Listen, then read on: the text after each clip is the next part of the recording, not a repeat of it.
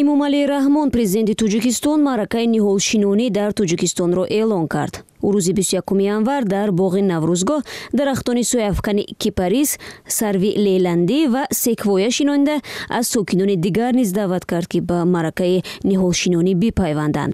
боғи Наврӯзгоҳ, ки маъракаи ниҳолшинонӣ имсол аз он ҷо оғоз ёфт, дар 146 000 метри мураббаъ замин ҷой гирифтааст ва дар 15 гектари он дарахтони нодири сояфкан шинонида шудааст. Эмомалӣ Раҳмон ҳамчунин ба мақомоти дахлдор барои омодагӣ ба ҷашни Наврӯз дастур додааст.